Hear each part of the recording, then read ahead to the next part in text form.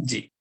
ओम सदाशिव समारंभां शंकराचार्य मध्यमां अस्मदाचार्य पर्यन्तां वंदे गुरु परंपरां। वाक्यकारं वररुचिं भाष्यकारं पतंजलिं पाणिनिं सूत्रकारं च प्रणतोऽस्मि मुनित्रयम्। मित्राणि सर्वेभ्यो नमो नमः। मित्रों, आज नमस्कार हम जी।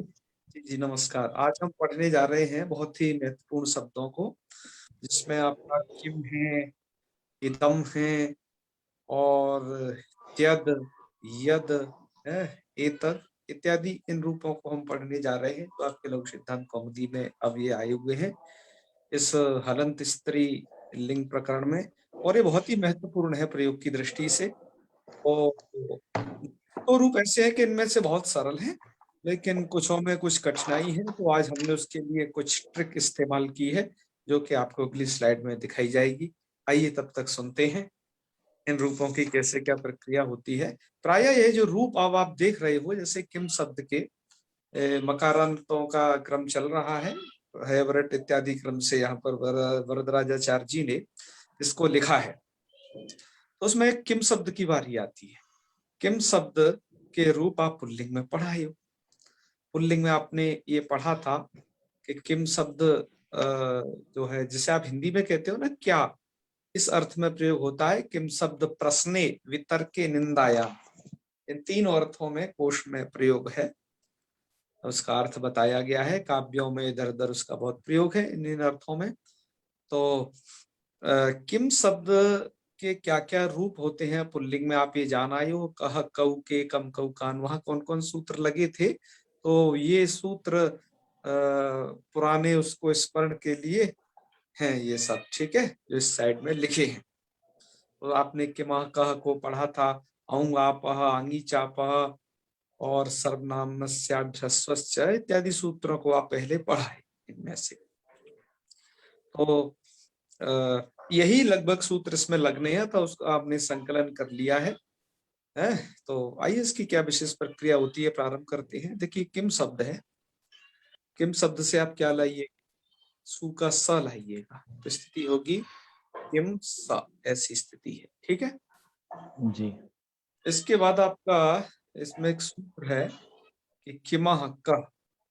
ये किमह कह, ये सूत्र कहता है किमह कह स्यात् विभक्तौ, कि किम क हो जाता है विभक्तौ, अर्थात भी विभक्ति पर ही हो, उसको मतलब नहीं है, बस किम को का करता है, हर जगह करता है।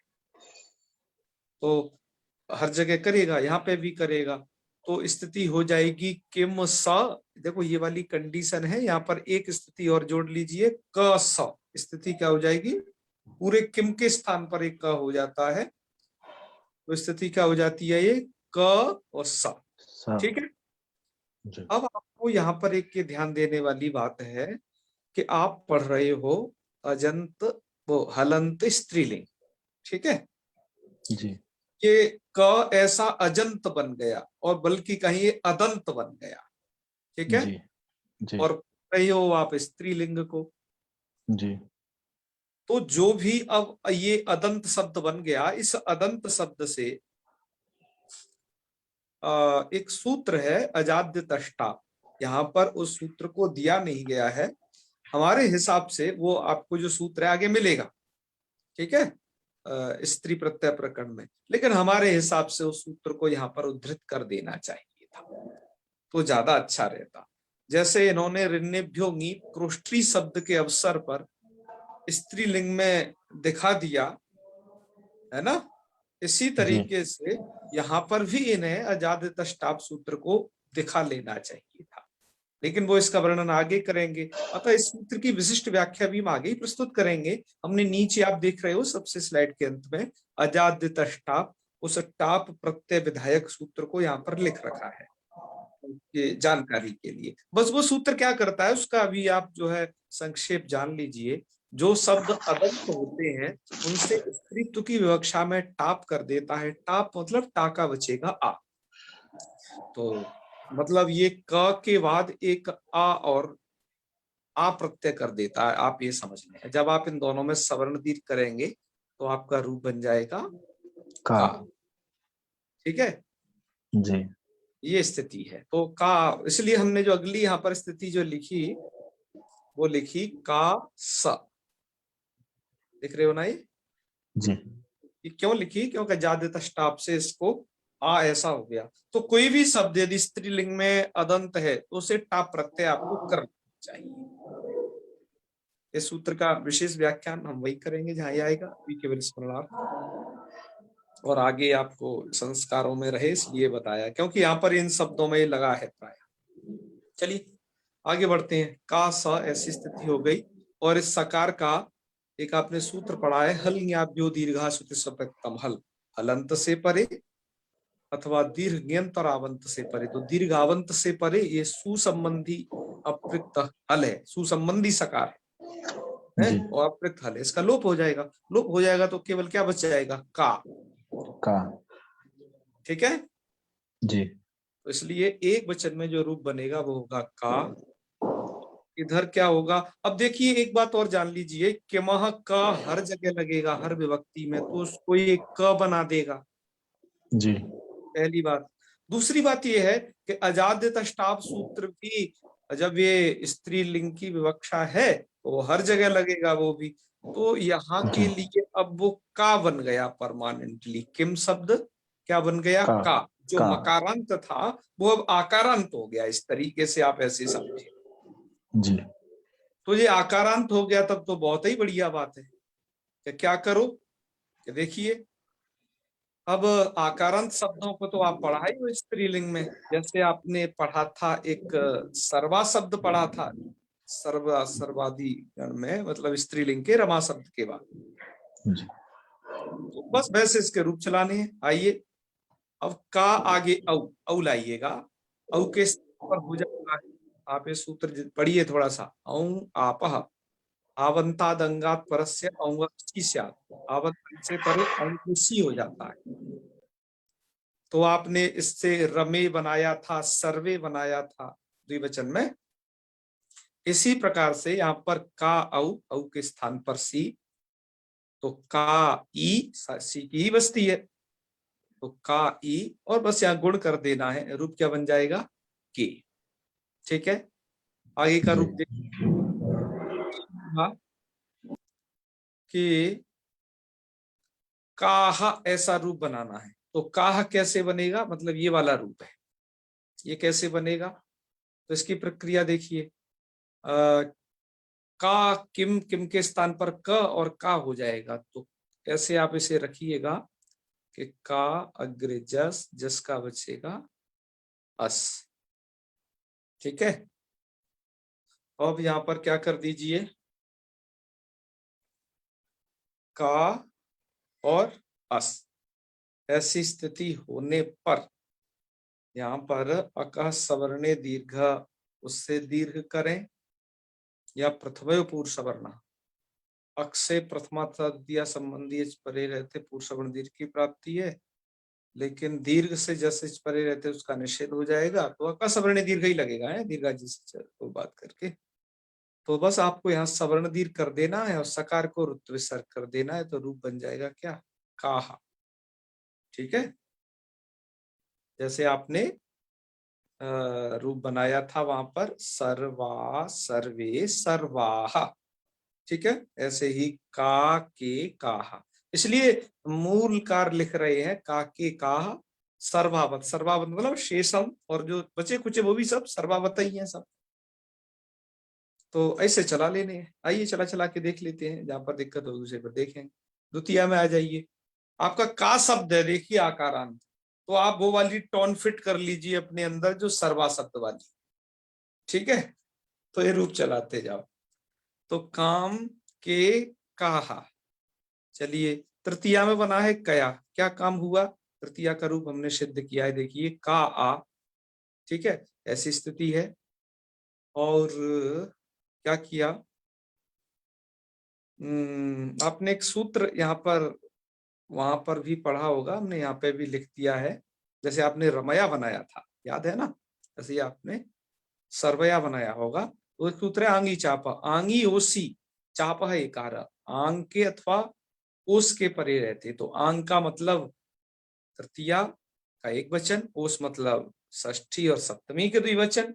यहाँ पर क्या हो जाता है, इन स्थानों पर इनके परे रहते चापह एकारा, मतलब जो आवंत अंक के होता है उसको एकार हो जाता है। तो जो का आ है वो ए में बदल जाएगा, स्थिति हो जाएगी के आ। और दुनिया जानती है कि ऐसी स्थिति हो जाने पर संधि का काम हो जाएगा, इच्छोए वायावा, तो ए को अय, ठीक है, तो कया बन जाएगा, आ का आ उसमें मिला देना। क्यों, समझ में आ गया मनीष शर्मा जी? जी गुरु जी। कया बन जाएगा ये, ठीक है। चलिए आगे बढ़ते हैं। आगे आपका का शब्द है, भ्याम मिला, भ्याम में मिला दीजिए, तो काभ्याम काभी। और इधर क्या हो रहा है कस्सी वगैरह में, तो ये स्थिति है कि का आगे गे का ए है, तो का ए, और आप वहां पर पढ़ाए हो रमा शब्द के लिए तो याडापह सूत्र था, लेकिन रमा शब्द ये नॉर्मल है। आपका का ये सर्वादी है, ध्यान रखिए। जैसे आपका सर्वा शब्द था वो सर्वादी था, ऐसे ये किम से का बना लियो ये भी सर्वादी है। तो एक विशेष सूत्र वहां पर दिया हुआ है इसके लिए, यहाँ पर हमने उसे इंगित किया है। सूत्र है सर्वनाम स्यात् ह्रस्वश्च, आवंत सर्वनाम से परे ङितः स्यात्, स्यात् आपः ह्रस्वश्च है, आपश्च ह्रस्व। आवंत सर्वनाम से परे ङित को स्याट हो जाता है, मतलब ये स्याट आगम हो जाता है ङित वचनों को। और आप है ह्रस्व, और जो आप होगा ना, आप मतलब जैसे टाप का आ वगैरह, उसको ह्रस्व कर लेना। तो हमने ये काम किया हुआ है, देखिए यहाँ पर हम का आगे गे का ए लाए हैं, का ए, और स्याट किया हमने विभक्ति को, और आपको ह्रस्व कर लिया, मतलब का को क बना लिया। तो स्थिति हो जाएगी क स्या ए, और स्या के आ में और आई में इधर एक सूत्र लग जाएगा, वृद्धिरेचि, वृद्धि कर देना, ठीक है। और आप जब से मिलाएंगे तो कस्सी बन जाएगा। ओके, तो कस्सी काभ्याम काभ्या, पंचमी में कस्याह, ध्यान रखिए यहाँ पर भी श्याट हुआ है, और इस नस के अस के साथ उसका सवर्ण दीर्घ कर लेना। तो कस्याह काभ्याम काभ्या, कस्याह, षष्ठी में भी वही, कयोहो में वही कार्य करना है जो कया में किया था, है ये आंगी चापा से एकार करना है, आयादिश कर देना है, तो कयोहो।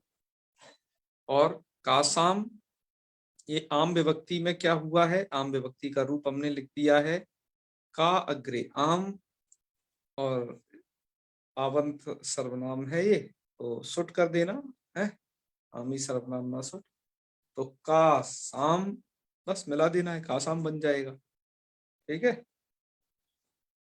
और आगे के रूप भी वही है, यहाँ पर ङेराम नद्याम नीभ्या लगा है, आप जानते ही हो, तो कस्याम बन जाएगा ये। नी को आम हुआ है, और ये सर्वनाम ह्रस्वश्च ये भी लगा है, तो कस्याम, और कयोहो और कासु, ये रूप बन जाएंगे, ठीक है जी। इन रूपों की सिद्धि में आपको कोई समस्या तो नहीं हुई? यदि हुई हो तो पिछले वीडियो देख लेना, जिसमें हमने रमा शब्द को सर्वा शब्द को पढ़ाया है, वहां पर इस सब चीज को विस्तार के साथ बता दिया गया है? तो ये थोड़ा याद रखिएगा। क्यों अंकित उपाध्याय जी, समझ में आ गए? जी भैया, जी भैया, प्रणाम भैया। महादेव महादेव। अमर कुमार जी, जी महोदय, नमो नमः। नमो नमः। आपको आया इसे? जी जी हाँ, तो थोड़ा जाने रहना इसी तरीके से, ठीक है। जी सर। तो चलिए अब आगे बढ़ लें अग्रिम मकारांत की तरफ। आपके कोई प्रश्न हो तो पूछ लेना हमसे, आगे बढ़ लेते हैं। अब अग्रिम जो शब्द है वो है इदम शब्द। मित्रों, कल हमने इसलिए नहीं पढ़ाया था कि सायंकाल को अष्टमी आ गई थी, क्योंकि सप्तमी हो गई थी 2, तो सप्तमी के 2 हो जाने से सायंकाल को अष्टमी थी, अतः कल हमने अनध्याय कर दिया था, है ना। आज सायंकाल में नवमी है, अतः हम पढ़ा रहे। चलिए, ये बड़ा ही फेमस शब्द है, है, और बहुत ही प्रयोग होने वाला आपके जगह जगह पर। ये समझ लीजिए कि जब आपको महिलाओं से बात करनी हो या उनके विषय में कुछ बतलाना हो, तो जब तक इस शब्द का आपको पता नहीं होगा कि कैसे क्या प्रयोग करना है, आप एक असफल माने जाएंगे। तो अतः इसको सावधानी पूर्वक पढ़ना है, और हमने भी इसकी विशेष तैयारी की इसमें कि कई स्लाइड में सब कुछ आ जाए लगभग, और इसको बताने की कोशिश की। चलिए यही समझते हैं, एक बहुत अच्छी ट्रिक है जिससे आप इसे कभी भूलोगे नहीं। तो चलिए शुरुआत कर लेते हैं। इदम शब्द है, इदम शब्द को आप पढ़ आए हो पुल्लिंग में, क्योंकि ये शब्द सर्वनाम है तो त्रिलिंगी है, ठीक है। तो अब आप पढ़ रहे हो इसको स्त्रीलिंग में। पुल्लिंग के आपको शायद ये रूप याद होंगे, अयम, इमौ, इमे इत्यादि, स्मरण कर लेना। और है ये उसके रूप थे। यहाँ पर क्या होता है, यहाँ की प्रक्रिया देखते हैं। इदम शब्द सन्निकृष्ट वस्तु के निर्देश अर्थ में आता है, ठीक है। हमने अर्थ भी ऐड करना स्टार्ट कर दिया। हम प्राय करते नहीं थे अर्थ को ऐड, पहले ऐसे ही बता देते थे, लेकिन अब छोटे से शब्दों में उसे भी कर दिया है, लोग देख लिया करेंगे, भूला ना करेंगे। तो चलिए आगे बढ़ते हैं, इसमें क्या प्रक्रिया होती है। तो इदम शब्द है, इदम से आप सू लाइए, सू का बचेगा सा। यहाँ त्यदादि नामा सूत्र प्राप्त है, क्योंकि ये शब्द त्यदादि गण में पढ़ा गया है। त्यद, तद, यदि, तद, इदम आ गया ना त्यदादि में, तो ये प्राप्त रहेगा। लेकिन एक आपने पिछले एक सूत्र पढ़ाए हो इदमो मह नाम का, हमने उसको इधर भी दर्शा दिया है कि वो सूत्र करता क्या है। वो सूत्र कहता है इदमो मत्स्य मह स्यात् सौ। वो सूत्र कहता है इदम शब्द के मकार को मकार ही रहेगा सू के परे रहने पर। समझे ना जी। मकार को मकार रखने का प्रयोजन क्या है? मकार को मकार रखने का प्रयोजन यह है कि त्यदादि नामा नहीं लगे, इसलिए उसको प्राप्ति दिखाया है। क्योंकि त्यदादि नामा क्या करने वाला था, म को अ बना देता। ध्यान रखिए मैं क्या कह रहा हूं, इदम के म को अ बना देता। अतो गुणे, यदि फिर अतो गुणे भी लगता, जब त्यदादि नामा लगता तो वो बन जाता ईद। ईद ऐसा अदंत बन जाता। तो भी आपने एक सूत्र पढ़ा था अजाद्य अष्टाप, जो अदंत होते हैं स्त्रीलिंग में उनसे टाप प्रत्यय हो जाता है, मतलब आ जुड़ जाता, तो ईदा ऐसा बन जाता। यहाँ समझ रहे हैं ना। लेकिन इस इदमो मह ने छुट्टी कर दी। इस इदमो मह ने क्या किया, त्यदादि नामा नहीं होने दिया, तो वो अदंत नहीं बन पाया। अदंत नहीं बन पाया तो टाप भी नहीं होगा। तो ठीक है भाई, नहीं होगा। ये केवल सुविभक्ति के परे रहती लगता है, ये बात और ध्यान रखना। इसलिए यहाँ पर लिखा हुआ है सौ। इदमो मह, इदम शब्द के मकार को मकार होता है सौ, सुविभक्ति। चलिए फिर हम क्या करें कि फिर बस करना कुछ नहीं है। इदम स ऐसी स्थिति रहेगी, ऐसी स्थिति होने पर इस सकार का तो हल्ंग्यादि लोप हो जाएगा, लेकिन उससे पहले एक काम करना है आपको। वो है ये सूत्र यहाँ पर लिखा है, यह सौ। यह सौ क्या कहता है, इदमो दस्य यह स्यात् सौ। इदम शब्द के दकार को यह होता है सौ, अर्थात केवल सुविभक्ति में। तो ये सूत्र इदम शब्द के दकार को यकार कर रहा है। तो हमने भी किया, हमने जो इदम स था उसके द को य करके इयम बना लिया। देखिए मिलाइए, इदम और द को य, इयम। ओके, इसके बाद जो सूखा सा है उसका हल्ंग्यादि लोप कर देना है, क्योंकि हलंत से परे मिल जाएगा, लोप हो जाएगा। तो क्या रूप बन जाएगा, इदम।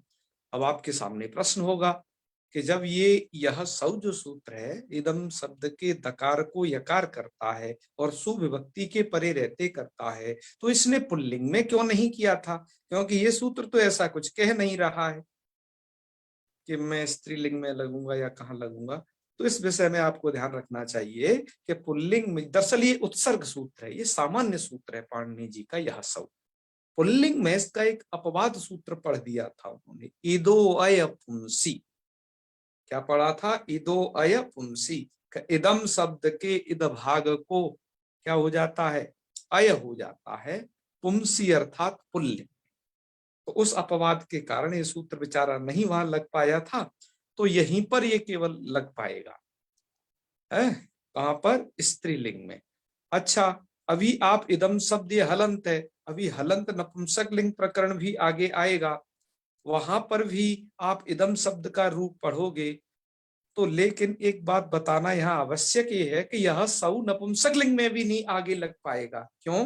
क्योंकि इसको सु परे रहते सूत्र लगता है, और इदम शब्द में क्या होता है आप जानते हो, नपुंसक लिंग जब आएगा, नपुंसक लिंग में समूर नपुंसकात सूत्र द्वारा लुक हो जाता है सुगोरम का, इसलिए सूत्र वहां प्रवर्तन आगे भी नहीं हो पाता है। तो फाइनली कहने का मतलब ये है कि आपका यह सौ जो सूत्र है वो आपका इस स्त्रीलिंग में ही लगेगा।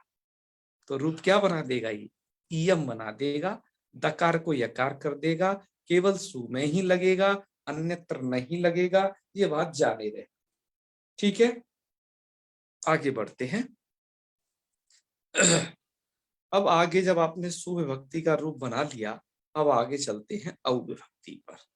अब स्थिति ये रहेगी अपनी इदम औ, और यहाँ पर तो तेदादी नामा लग जाएगा, क्योंकि यहाँ पर उसका इदमो महा जैसा कोई अपवाद सूत्र नहीं है, क्योंकि वो तो सुविभक्ति में ही रोकता था उसे। तो अब तो वो लगेगा, लगेगा तब क्या होगा कि वो म को अ कर देगा, तो स्थिति रहेगी ईद अ औ। अब आपको लगाना है त्यदादी नामा, त्यदादियों, अच्छा त्यदादी नामा लगा दिया तब हो जाएगा ईद अ औ। ऐसी स्थिति होने पर सूत्र लगाना है अब आपको अतो गुणी। वो सूत्र क्या करेगा, अपदान तत् से गुण परे रहते है, पर रूप हो जाएगा, पर रूप हो जाएगा तो अ जैसा ही रूप बन जाएगा, एक ही आकार रह जाएगा, तब स्थिति बन जाएगी ईद औ। ठीक है, हाँ। अब क्या करिए, ईद औ ऐसी स्थिति बन गई। अब अतो गुणे के लगने के बाद इस प्रक्रिया को थोड़ा ध्यान से समझना, इस औ की प्रक्रिया को। क्यों? जो कुछ भी है यहाँ पर बतलाना इस हलंत स्त्रीलिंग के इदम के विषय में, वो औ में ही है बस, है ना। इसलिए यहाँ को बस ढंग से सुन लेना, आगे के लिए आपके लिए बहुत इजी हो जाएगा। फिर अतो गुणे लग गया तो ये शब्द अदंत अब हो गया, तेदादी नामा के लगने के बाद तो गुणे लगता ही है, अदंत हो गया तो ईद औ ऐसी स्थिति हो गई। अब सूत्र लगाना है अजाद्य टाप, क्योंकि अदंत बन गया ही, अदंत है तो टाप कर दीजिए। टाप का मतलब एक आ जोड़ दीजिए, जैसे आप जोड़ देते हो, जैसे रमा में उधर जोड़ रखा है, ऐसे यहाँ पर भी जोड़ देना है। तो अब बन गया इदा, तो स्थिति बन जाएगी इदा औ, टाप के होने के बाद क्या स्थिति बन गई, इदा औ। अब एक सूत्र है आपका, वो सूत्र है दश्च। ये दश्च सूत्र को याद रखिए। देखिए दश्च सूत्र का जो एरिया है जहां पर ये सूत्र लगता है, उसको हमने ग्रीन कलर से कर दिया है। यहाँ पर ये 3 सूत्र ही मुख्य होते हैं इदम शब्द में, जो आप पहले भी पढ़ाए हो और फिर पढ़ रहे हो रिवीजन के रूप में। इदम शब्द में 3 सूत्रों को ही याद रखना है, बाकी ये आराम से हल हो जाता है। सुविभक्ति का तो रूप एक न्यारा होता है, उसको तो हर जगह अलग अलग याद रखना उसे। एक तो 10 से याद रखना है पहला सूत्र, उसका अपवाद फिर अनाप्य का याद रखना है, और उस अनाप्य का अपवाद आपको ये हली लोपा याद रखना है। बस 3 ही सूत्रों को याद रखना है, ये क्या क्या करते हैं कैसे, तो ये आपका कवर हो जाएगा। हम अभी बताते चलते हैं और इन 3 सूत्रों का भी छोटा छोटा व्याख्यान भी इसके विषय में करते चलते हैं, आपको पता चल जाएगा। तो आपने दश्च सूत्र लगा दिया इसमें, कैसी स्थिति होने पर, ईदा औ ऐसी स्थिति हुई, और आपने दश्च सूत्र लगाया। दश्च सूत्र क्या कहता है कि इदमो दस्य महस्याद विभक्तौ, इदम शब्द में जहां भी दकार आएगा मैं उसे मकार कर दूंगा, द को म में बदल देता है, ये काम करता है ये सूत्र। विभक्तौ मतलब किसी भी विभक्ति के परे रहते हैं, तो ये द को म करेगा हर जगह। चलिए, इसने द को किया मां, तो हमारी अभी तक जो स्थिति इदा औ थी अब वो बदल गई एमा औ, दश्च के लगने के बाद। ठीक है, अब आगे क्या करेंगे हम, आपका सूत्र आप जानते ही, औ आप आवंतंग से परे को सी होता है। प्रमा में भी लगाया था ये सूत्र, भी किम शब्द के अवसर पर भी आपने द्वारा पढ़ लिया। अब क्या कर दीजिए, सी कर दीजिए और सी का बचेगा ई, तो स्थिति हो जाएगी इमा सी और इमा ई, तो ई के साथ आध गुणा से गुण कर देना, रूप बना लेना इमे। क्या रूप बन जाएगा? इमे। तो स्त्रीलिंग में द्विवचन में इमे बनता है और पुल्लिंग के बहुवचन में इमे बनता है, इसलिए थोड़ा इनमें ध्यान रखना, इधर उधर न कर देना। ठीक है, अब आ जाइए, अब आ जाइए। देखो आपको एक बात और बता दें, अब ये थोड़ा सा ट्रिक वाली बात, कि यहां पर आपने याद हो तो सर्वा सर्वे सर्वाह, ऐसे आपको एक टोन याद है सर्वा शब्द की जैसी। तो यहां पर आपका जो इदम शब्द है, इदम शब्द को आप इदा समझिएगा। क्यों? क्या क्या होगा, हर जगह तिदादी नामा लगेगा, तिदादी नामा अतोगुणे हर जगह होंगे ही, और जब ये शब्द अदंत हो जाएगा तो इससे टाप हो जाएगा। तो जो इदम शब्द है वो स्त्रीलिंग के लिए बन गया इदा। श्याम सुंदर जी, इदम शब्द स्त्रीलिंग के लिए इदा बन जाएगा। ठीक है, अब करना क्या है आपको, जब इदा ये बन गया तो अपनी टोन फिट कर लो, वो जो आपको टोन याद है इसलिए हमने उसको लिखा है।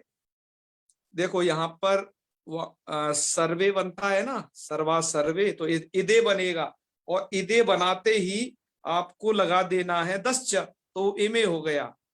यहाँ पर बनेगा वो इदाह, जैसे सर्वाह बनता है, बस आपको 10 लगा देना है, दाकोमा इमा। द्वितीया में आ जाइए, द्वितीया में बनेगा इदाम। ठीक है, और 10 लगा देना है, इमाम। अनुवादेश वाले रूप को बाद में भी बताएंगे। इसके बाद इदे तो इमे, इदा तो इमाह। ठीक है, यहां तक तो 10 लगना है, मतलब दा को मां में बदल देगा वो। ठीक है, अब आप ध्यान रखिए, तृतीया में आपका वहां पर रूप बनता है सर्वया, तो यहां पर इदा है, तो इदा का इदया बनना चाहिए। लेकिन मैंने कहा ये 3 सूत्र आपको विशेष याद रखने हैं जो इसके हुलिया को चेंज कर देते हैं। वहां पर तो दा को मां में बदलते रहे, अब केवल 3 जगह पर आपको एक डिफरेंट कलर दिख रहा होगा, ये कुछ कबूतर जैसा कलर है। ठीक है, यहां पर ये सूत्र याद रखना है आपको, अनाप्य कहा। ये सूत्र करता क्या है, अककार से दमा, जब ककार भिन्न इदम शब्द रहेगा तो इदह अन, इद को अन कर देना है, मतलब इद के स्थान में आपको अन पढ़ना है अनापी। अर्थात जब क्या लिखा है, इदो इदो अन आपी, अनापी नहीं, इदो अन, इद को अन हो जाता है आपी विभक्त। आपी मतलब ये टाप से लेकर के आगे की जो विभक्तियां उन सब जगह लगता है, लेकिन सब जगह लगता नहीं है, आपको बताइए हली लोपा उसको बात लेता है, जो हलादी है, तो उसके पास जो बचे खुचे रह जाते हैं वो यही रह जाते हैं, तृतीया का एक वचन और इधर ये ओस वाले 2 रह जाते हैं बस। ठीक है, तो चलिए आपका अब यहाँ पर इद को अन कर लेना है, तो जो इदया है वो हो गया अनया। ठीक है, आपका जो इदया बनना चाहिए था, जो आपके टोन में फिट चीज है उसको, उसके आधार पर हम बता रहे हैं, तो वो हो जाएगा ये अनया। अच्छा, इधर बनना चाहिए जैसे सर्वाभ्याम बनाते ही हो, तो इदाभ्याम बनाओगे इधर आप, बस यहाँ पर क्या काम करना है, यही लगा देना है आपको हली लोपा, क्योंकि अब हलादी विभक्तियों का काम स्टार्ट है। तो इससे क्या हो जाएगा, इदम के इद भाग का लोप हो जाएगा जी, हली लोपा सूत्र द्वारा इदम के इद भाग का लोप हो जाता है जब आपी हलादव विभक्ति जब परे रहेंगी वहां वहां। तो इदम के इद को जब आप उड़ाओगे तो इदाभ्याम में से इद हटा दो तो आभ्याम आभ्याम रह जाएगा, तो बन गया आभ्याम। ऐसे यहां बनेगा इदा भी, तो यहां बोलिए आप आभी। ठीक है जी, अब इधर आ जाइए, हालांकि ये चतुर्थी पंचमी षष्ठी सप्तमी का जो एक वचन है ये सब आजादी ही होता था, लेकिन आप ध्यान रखना यहाँ पर सर्वनाम शब्द है तो सर्वनाम क्या वो सूत्र है, स्याट करता है। ठीक है, यही है सर्वनाम जो याट को बात करके सर्वादियों के लिए स्याट कर देता है। तो स्याट होने के कारण यहाँ की जो ये अजादी विभक्तियां थी वो भी सब कैसी हो गई, हलादी हो गई। ठीक है, तो बनना तो चाहिए था इदस्य ही, लेकिन अब बनेगा अस्य ही, क्योंकि इद भाग का लोप हो गया है। ये स्याट होता है, अभी आपको स्याट किम शब्द से भी करके बताया था, स्मरण रखना उसे। तो इदस्य ही आभ्याम, आभ्याम इसे इदाभ्याम होता है वैसे ही, तो इदस्य ही की जगह क्या बोल रहा है, अस्य, ईद का लोप कर दो तो अस्य ही आभ्याम आभ्या, यहाँ पर भी इदाभ्या होना चाहिए लेकिन वो इद भाग का लोप। पंचमी अस्याह, यहाँ पर इदस्या होना चाहिए, मतलब श्याट हुआ है, यहाँ पर भी इद भाग का लोप, हलादी हो गई है। अस्याह आभ्याम आभ्या, षष्ठी में भी वही अस्याह। इधर जो है आपका इदयो होना चाहिए था, लेकिन यहाँ पर ये अजादी विभक्ति है, श्याट नहीं हुआ, क्योंकि श्याट होता है केवल ङित विभक्तियों में, और ङित विभक्ति कौन कौन है आपकी, ङे है, ङसी, ङश और ङी, केवल इन्हीं जगह होता है। ठीक है, अब यहाँ तो श्याट याट कुछ होगा नहीं, कोई झंझट ही नहीं है, तो क्या करें अब यहाँ कि उसमें तो आपका इदयो होना चाहिए था, लेकिन अब तो यहाँ अनाप्य का लग जाएगा, तो इद का क्या कर देगा, अन कर देगा, तो अनयो हो जाएगा। ठीक है, तो अनयो हो, और इधर आपका हो जाता है सुट, आमी सर्वनामना सुट से, आम विभक्ति में है तो आम विभक्ति आजादी, लेकिन सुट का स जुड़ गया तो अब हो गई है हलादी, है ना।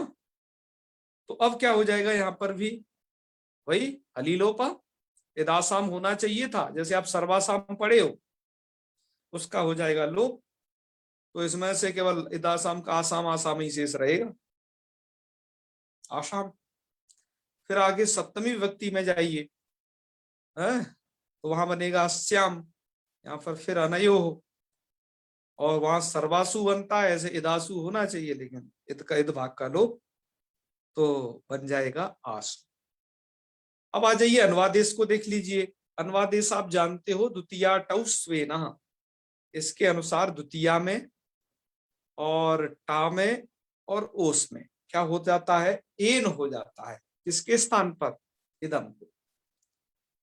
तो वहां पर जहां आपने इमाम बनाया था, यहाँ ए नाम, क्योंकि एन हो जाएगा, तो ए नाम, एने, एना, ये तो द्वितीया के रूप रहेंगे उसके। यहाँ अनया बनाया था, वह एनया हो जाएगा, क्योंकि इद को एन होता है, और इधर एनयो, एनयो, ये दो रूप ये बन जाएंगे।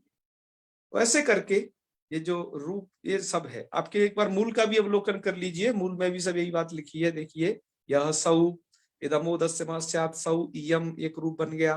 फिर दूसरे रूप के लिए, क्योंकि यहाँ तो टाप वगैरह कुछ नहीं हो पाया था इयम में, लेकिन दूसरे रूप में कुछ होता है, क्या, कौन से वाले में, इमे में, जो ये द्विवचन का रूप है इसमें, तो उसकी प्रक्रिया लिखी बाकायदा लघु सिद्धांत कौमुदीकार ने। क्या लिखा, त्यदादित्वम पर रूपम, मतलब आपको दिखा रहे हैं, आपको त्यदादि नामा लगाना है, तो जो आपका इदम है, त्यदादित्वम किया तो ये बन जाएगा ईद अ, अब पर रूपम कर दिया तो ईद, फिर कर दिया टाप, टाप का मतलब अजादित टाप से टाप, तो बन गया इदा, और फिर करें दस्चे तीमा, दस्च सूत्र लगा दिया, तो जो इदा था वो बन गया इमा, और औ को सी गुण कर देना इमे, है ना, आया है ना, इमे, ऐसे बना लेना।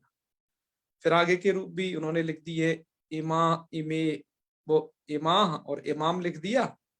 फिर ये तृतीया का रूप लिख दिया है अनया। इसके बाद इतना लिख करके कुछ अब आगे की बात उन्होंने ध्यान दिलाई है। यहाँ पर गद्य बहुत लिखा हुआ है, फिर आगे लिखा है हलीलोपह। हलीलोपह का स्मरण दिलाया है कि जी यहाँ पर तो आप क्या करना कि उसका लोप कर देना इदवाक का, तो आभ्याम, आभी, अस्यई, अस्या, अनयो, आसाम, अस्याम, आसु, ऐसे करके बना लेना है। ठीक है, सब कह दिया क्या नहीं मूल में, तो बस उसको समझने की स्टाइल होनी चाहिए। तो ये यहाँ ये शब्द का वर्णन पूरा होता है। आपको कोई प्रश्न पूछिए, नहीं अगले शब्दों को हम पढ़ना स्टार्ट करते हैं, कुछ और शब्द बचिए। तो कैसी लगी ट्रिक बताइएगा विमलेश त्रिपाठी जी। अच्छा पहले बसंती जी कुछ पूछना चाहती हैं, हाँ बताइए बसंती जी। हाँ, नमस्कार आचार्य जी। ये मैं पूछ रही थी कि अककारस्य से क्या मतलब है यहाँ पे? वो अककारस्य अककारस्य वाली स्थिति अभी आपको बिना तद्धित पढ़े समझ में नहीं आएगी। दरअसल क्या होता है कि ये सर्वादि शब्दों को पढ़ रही हैं, तो यहाँ पर अव्यय सर्वनामना अकच प्राक्टे के द्वारा अकच वगैरह होता है, वो आगे आएगा, हम वहां पर बताएंगे ठीक उस तद्धितीय ठीक है, प्रकरण में। तो वहां वो क बीच में घुसा रहेगा, तो जहां वो क रहेगा तो वहां ये सूत्र नहीं लगेंगे आपके, जो अकारस्य वाले, जो चाहे अनाप्य का हो चाहे ये हलीलोपा हो, ये दोनों सूत्र वहां प्रवर्तन नहीं। ठीक है, ठीक है ना, उनको हम आगे ही स्पष्ट करेंगे बिल्कुल तद्धित प्रकरण में, यहाँ के लिए अनुपयोगी है इसलिए छोड़ दिया है। ठीक है। हाँ हाँ म्यूट कर लीजिए। हाँ विमलेश जी। नमो नमः, बताएं। नमो नमः। कैसी लगी ये ट्रिक आपको, जो है ऐसे बढ़िया बढ़िया, बहुत सुंदर। मतलब हमें एक टोन में याद होते हैं प्रायः सबको ये रूप, नहीं तो नहीं, बिल्कुल लेकिन बिल्कुल हमें यदि लगभग 2-3 सूत्र याद रख लें तो हम बिल्कुल एकदम सब जान जाएंगे पूरा। तो वो जान जाएगा स्त्रीलिंग में भी एकदम। हाँ बिल्कुल, यदि उसको सर्वा आएगा तो इसको भी जान जाएगा, जी बिल्कुल। मतलब भूलेगा नहीं, ये ट्रिक के कारण उसे कुछ न कुछ तो याद ही अवश्य रहेगा। नहीं बिल्कुल बिल्कुल। तो ये था उत्तम प्रयास है आप। इसलिए दूसरे रूप को थोड़ा छोटे रूप में लिख देते हैं कि इसको जो लोग देखेंगे वो समझेंगे भाई ये लिखा क्या है, उसका क्या प्रयोजन है। तो ये उनके लिए बढ़िया है जिनको जिनको सूत्र क्रम से जो लोग पढ़ रहे हैं, उन्हें कोई दिक्कत नहीं आने वाली। जो सर्वाज याद कर लिया उसके लिए क्या चीज है, नहीं ये नए रूप से जानेगा तो थोड़ा दिक्कत हो जाएगी उसके लिए। तो आगे बढ़े अब श्याम सुंदर जी, चलिए आगे बढ़ लेते हैं। श्याम जी आजकल अब बोल नहीं रहे हो, क्या हो गया, म्यूट कर लिए हो ज्यादा? जी बोल रहा हूँ, प्रणाम करता हूँ बड़े भैया। हाँ हर हर महादेव। दरअसल क्या है, पीछे रसोई है तो उसमें वो काम कर रहे थे तो आवाज आ रही थी। अच्छा आवाज आ रही, चलिए कोई बात नहीं, आगे बढ़ते हैं अब। जी अब हम यहाँ पर हलंत स्त्रीलिंग में लगातार सर्वनाम शब्दों को पढ़ रहे हैं। बस ये अब 3 ठो और हैं सर्वनाम शब्द, इसके बाद ये समाप्त हो जाएंगे। हमने अभी पढ़ा था किम शब्द मकारांतों में पढ़ा, इसके बाद इदम पढ़ा था। मकारांत शब्द यहीं समाप्त हो जाते हैं, ठीक है। जी मकारांतों के बाद आपकी सभी प्रतियों में दकारांत शब्दों का प्रारंभ है। आप ध्यान रखिए, मकारांत का मतलब है यम गणनम के म से ये कूद के दकारांतों में, मतलब ज ब ग ड त यहां आ गए सीधे, उसी क्रम से चल रहे हैं माहेश्वर सूत्र क्रम से। जी लेकिन विमलेश जी, हमने एक पुस्तक में जो खेमराज श्रीदास से प्रकाशित है, ज्वाला प्रसाद मिश्र जी ने जिस पर लघु सिद्धांत कौमुदी की टीका लिखी है, बड़ी धांसू भारी विद्वान थे ज्वाला प्रसाद मिश्र जी, जी हर जी एक विधा के। तो उनके द्वारा लिखित एक पुस्तक में हमने सृज शब्द को और अधिक देखा। सृज शब्द जो कि जकारांत है और वो स्त्रीलिंग है, वो माला माला अर्थ का वाची सृज, जी जी लेकिन वो कहीं भी लक्कौमुदी के मूल में नहीं है, अतः हमने उसे यहाँ स्पर्श नहीं किया। हालांकि उसके रूप में कुछ भी नहीं है, केवल कुन प्रत्यय से कु लगा करके यथावत सब रूपों की सिद्धि हो जाएगी पुल्लिंग की ही भांति, जी ठीक है। अतः हमने उसे इसलिए छोड़ दिया क्योंकि वो किसी भी मूल लघु सिद्धांत कौमुदी में नहीं था। मुझे लगता है होगा किस लिए नहीं, क्योंकि उसमें कुछ काम नहीं है, लगभग वो पुल्लिंग की तरह है, बस आपको याद ये रखना है कि वो शब्द है स्त्रीलिंग। जी तो एक ये चीज मिली, तो हम आपको बताते रहते हैं हर बार। श्याम सुंदर जी अब आप जी म्यूट जी कर जी लें। हम आपको हर बार बताते रहते हैं कि हाँ, हम आपको एक लघु सिद्धांत कौमुदी के आधार पर नहीं, अनेक लघु सिद्धांत कौमुदियों का आधार लगा बना करके यहाँ पर हम पढ़ा रहे हैं। कि जैसे जी बाबा जी तुलसीदास जी ने भी कहा है ना, नाना पुराण निगमागम सम्मतम यत् रामायणी निगदितम क्वचिद अन्यतोपि। ऐसे ही यहाँ पर इसे जोड़ लेना आप, जो है कि नाना जी जी लघु सिद्धांत कौमुदी सम्मतम यत् और जी लघु सिद्धांत कौमुद्याम निगदितम और अन्य तोपि अर्थात सिद्धांत कौमुदी आदिषु अथवा महाभाष्य इत्यादिषु यत्र कुत्रापि किमपि वर्णितम तदत्र प्रस्तुयते। इतना जोड़ लेना, ठीक है। चलिए आगे बढ़ते हैं। तो वो एक शब्द अधिक मिला था, केवल जानकारी के लिए हम आपको बताए हैं। चलिए आगे बढ़ते हैं। मूल लघु सिद्धांत कौमुदी के पाठ में ही हम ये रखे हैं। और हम लघु सिद्धांत कौमुदी के केवल ऐसा ही नहीं कि केवल औदिच्य जो संस्करण है उन्हीं पर हम डिपेंड हो। हमने इसके लिए कलकत्ता के संस्करण, मिथिला के संस्करण, दक्षिण के केरल और इधर तमिलनाडु के संस्करण जो लघु सिद्धांत कौमुदियों के हैं उनका काफी संकलन किया हुआ है। यदि आपकी इच्छा होगी तो हम उसे एक बार उस संकलन को जरूर दिखा देंगे। तो काफी, और बनारस का संस्करण जो कि अपना बहुत प्रसिद्ध है, ये कई सारों का मिलाकर के यहाँ पर ये किया गया है। आइए इसके बाद आपके लघु सिद्धांत कौमुदी में ये सर्वादि शब्द चल ही रहे हैं, उसमें अब दकारांतों का वर्णन करते हैं। दकारांतों में आपके वहां पर पढ़े गए हैं त्यद, तद और एतद, ये 3 शब्दों को कंटिन्यू पढ़ा है, ठीक है जी। हाँ, यद नहीं यहाँ पर उन्होंने पढ़ा, जाने क्यों छोड़ दिया, मुझे लगता है इसलिए छोड़ दिया होगा कि उसके रूप सरल ही है एकदम, है ना, या ये या बना लेगी, तो इसलिए यद नहीं पढ़ा, क्योंकि तद, त्यद, तद, यद, यद तो आता है ना जी। हाँ, जी। तो ये पढ़े। तो इसमें देखो अर्थ भी देख लो, त्यद और तद आते हैं परोक्ष वस्तु निर्देश में, और एतद जो आता है समीपतर वस्तु निर्देश में। ये इनका प्रयोग विज्ञान है, पीछे भी बता चुके हैं, फिर एक बार यहाँ लिख दिया गया है। जी। आइए आगे बढ़ते हैं, रूप कैसे चलते हैं इसके। तो यहाँ पर भी बस एक बात आप ये याद रखिए कि सब जगह तो त्यदादि नामा लग ही जाएगा, उसको कोई रोकने वाला है, त्यदादियों को अकार अंतादेश हो जाता है। तो स्थिति ये होगी आपकी त्यद स, पहला वाला देख लीजिए, त्यद स, और इसके बाद आप लगा दोगे इसमें त्यदादि नामा, त्यदादि नामा लगा देंगे, स्थिति हो जाएगी त्य अ स, दा को अ कर दिया उसने, अतो गुणे लगा देना, अतो गुणे लगा दोगे तो स्थिति बन जाएगी त्य स है। मुझे यहाँ पर इसे मिला के लिखना चाहिए था दूसरे स्टेप पर, लेकिन वो थोड़ा अलग हो गया है। और जब आप अब यहाँ पर आप क्या कर लीजिएगा, स्टॉप कर लेना है, तो आपका जो त्यद था वो शब्द बन जाएगा त्या। त्यद क्या बन जाएगा, त्या, याद रखना। ऐसे ही दूसरे स्थान पर जो तद है, ये तद, तद क्या बन जाएगा, पा, और त्यदादि नामा तो गुणे लगाने के बाद जो एतद है वो क्या बन जाएगा, एता। एता। बस इतनी चीजें बस आपको याद रखनी। अब क्या करिए, अब त्या स ऐसी स्थिति हो गई, एक सूत्र है तदो सह सावन अंत्यो हो, ये सूत्र है आपका, बहुत प्रसिद्ध है, पहले भी लगा है। ये त और द त्यदादियों में, जो त्यदादियों का यदि तकार होता है कहीं या दकार होता है, उसको क्या किस में बदल देता है, ये बदल देता है उसको स में बदल देगा।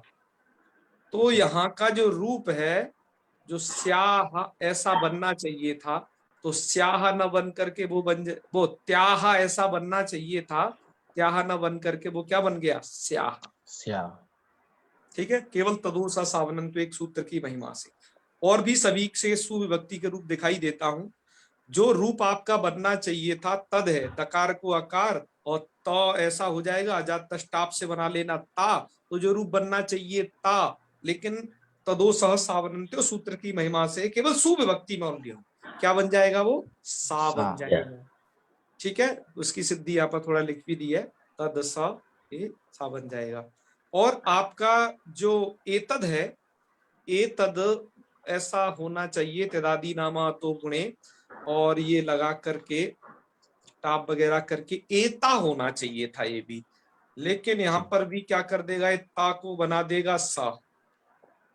तो जब ये ता को सा बनाएगा तो कुछ ऐसा बनाएगा, पहले तो ऐसे ए और ये सा, लेकिन एक सूत्र आपने पढ़ाई है, प्रत्यय उसे मूर्धन्य कर देता है, मूर्धन्य होने के कारण अब वो किस में बदल जाएगा, मूर्धन सकार हो जाएगा, तो ए शा ऐसा बन जाएगा।